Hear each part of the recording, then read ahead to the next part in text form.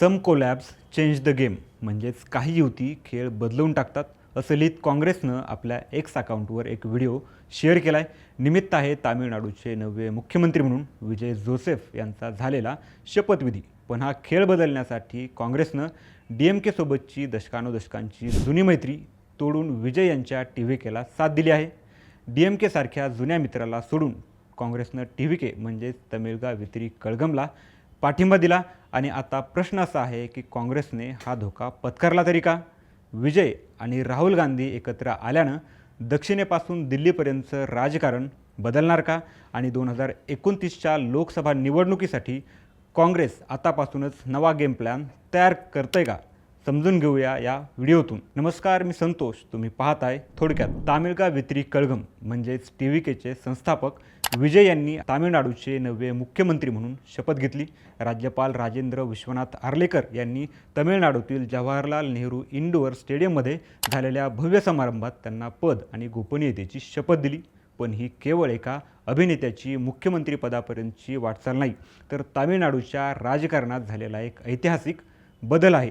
तामिळनाडूमध्ये विजय यांनी घेतलेल्या शपथेमुळं पहिल्यांदाच एका गैरद्रविड पक्षानं सरकार स्थापन केले. एवढंच नाही, तर विजय यांच्या मुख्यमंत्रीपदी नियुक्तीमुळं AIADMK आणि DMK यांच्या ऐतिहासिक वर्चस्वाला सुरुंग लागला आहे. काँग्रेसच्या पाठिंब्यानं विजय मुख्यमंत्री बनले आहेत.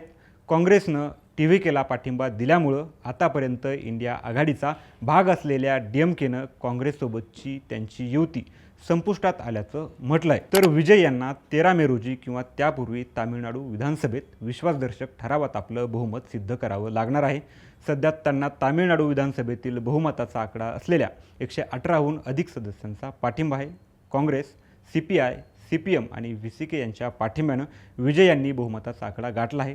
तिथं स्थिर सरकार चालवण्यासाठी विजय यांना काँग्रेस महत्त्वाचे आहे. तर दुसऱ्या बाजूला काँग्रेससाठीही विजय हे गेम चेंजर ठरणार आहेत. असं म्हणण्याचं कारण म्हणजे काँग्रेसने विजय यांच्या TVKला पाठिंबा देत असताना इथून पुढे होणाऱ्या स्थानिक, राज्यसभेच्या आणि लोकसभेच्या निवडणुकांमध्ये युती करण्याची अट ठेवली होती. विजय यांनी ही अट मान्य केल्यानंतर काँग्रेसनं विजय यांना समर्थन दिलं आणि काँग्रेसनं तामिळनाडूच्या स्थानिक राजकारणासह राष्ट्रीय राजकारणात एक महत्त्वाचा सहकारी मिळवला. आगामी काळात तामिळनाडूतील स्थानिक तसेच लोकसभेच्या निवडणुकांमध्ये TVK आणि काँग्रेस एकत्र लढले तर काँग्रेसला स्थानिक पातळीवर आपला प्रभाव निर्माण करता येईल. तामिळनाडू स्टॅलिन यांची DMK आता विरोधी बाकावर बसणार आहे. TVK सोबत युती केल्यामुळं काँग्रेसनं DMK हा आपला जुना सहकारी गमावला आहे.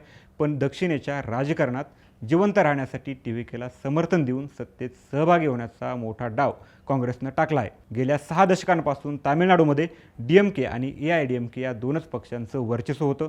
विजय आणि काँग्रेसच्या मैत्रीमुळं हे वर्चस्व आता मोडीत निघालं आहे. TVK हा मूळ तामिळनाडूच्या राजकारणाला आता तिसरा पर्याय मिळाला आहे. तसंच काँग्रेसनं बऱ्याच वर्षानंतर DMKची साथ सोडून एका नवीन प्रादेशिक पक्षाला पाठिंबा दिला आहे. यामुळं तामिळनाडूमध्ये काँग्रेसला पुन्हा एकदा सत्तेत वाटा मिळण्याची किंवा किंगमेकरच्या भूमिकेत येण्याची संधी मिळाली आहे. कामराज यांचं प्रशासन परत आणण्याच्या मुद्द्यावर काँग्रेस ही मैत्री पुढे नेत असल्याचं बोललं जातंय. वैचारिक पातळीवरही राज्याच्या राजकारणात बदल होताना दिसून येतोय. विजय यांनी आपल्या भूमिकेत पेरियार आणि आंबेडकरांच्या विचारांचा उल्लेख केला असला तरी त्यांनी DMK आणि AIADMK या दोन्ही पारंपरिक पक्षांना विरोध दर्शवला आहे. निवडणूक प्रचारातही काँग्रेस आणि डाव्या पक्षांच्या पाठिंब्यामुळं ही युती एक धर्मनिरपेक्ष आणि सामाजिक न्यायाची फळी म्हणून समोर येत आहे, जी येणाऱ्या काळात भाजपला रोखण्यासाठी आणि DMKला पर्याय देण्यासाठी सक्षम ठरू शकते. तर काँग्रेसला आता तामिळनाडूत पुन्हा संघटन उभं करण्यासाठी मोठी संधी मिळाली आहे. DMK सोबत राहून काँग्रेसला स्थानिक पातळीवर स्वतःचा चेहरा निर्माण करता आला नव्हता. पण TVK सोबत गेल्यानंतर काँग्रेस आता थेट सत्तेचा भाग बनू शकते, कार्यकर्त्यांचं जाळं मजबूत करू शकते आणि भविष्यात किंगमेकर नव्हे तर पॉवर सेंटर बनण्याची तयारी करू शकते. यामुळं काँग्रेसनं DMKचं बुडतं जहाज सोडून TVKच्या नव्या बोटीत बसण्याचा निर्णय घेतलेला असू शकतो. दुसरीकडं विजय यांच्यासाठीही काँग्रेस महत्त्वाचे आहे, कारण राष्ट्रीय स्तरावर काँग्रेसकडं अजूनही मजबूत संघटन आहे, संसदीय अनुभव आणि भाजपविरोधी राजकारणाचं मोठं व्यासपीठ आहे.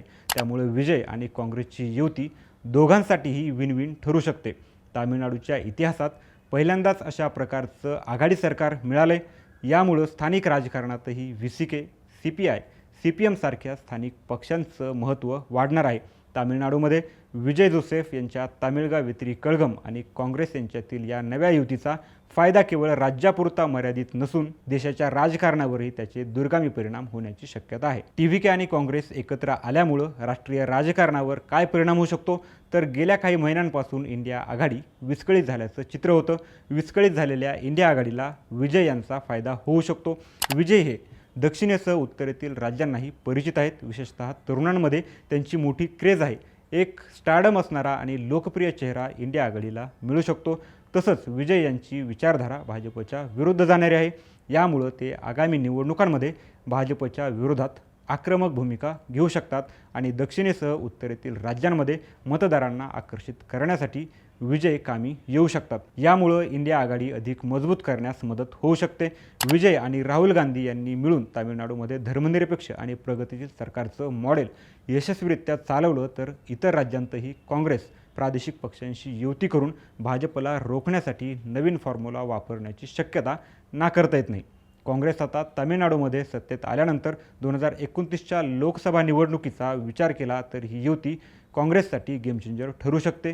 कारण दक्षिण भारतात कर्नाटक, तेलंगणा आणि आता तामिळनाडूमध्येही काँग्रेसचा प्रभाव वाढण्याची शक्यता आहे. सगळ्यात महत्त्वाचं म्हणजे विजय आणि राहुल गांधी यांची जोडी द्रविड विरुद्ध राष्ट्रीय हा जुना राजकीय संघर्ष संपवून समन्वयाच्या राजकारणाकडे वाटचाल करत असल्याचं चित्र निर्माण करू शकते आणि भाजपच्या ध्रुवीकरणाच्या राजकारणाला सडेतोड उत्तर देऊ शकते. म्हणूनच काँग्रेसनं पोस्ट केलेलं सम कोलॅब्स चेंज द गेम हे वाक्य आता फक्त सोशल मीडियापुरतं मर्यादित राहिलेलं नाही, तर भारतीय राजकारणात नव्या समीकरणांची सुरुवात आहे असं म्हणण्यास स्पेस निर्माण करतं. तुम्हाला काय वाटतंय, विजय आणि काँग्रेसची युती येणाऱ्या काळात खरंच भाजपला आव्हान देईल का?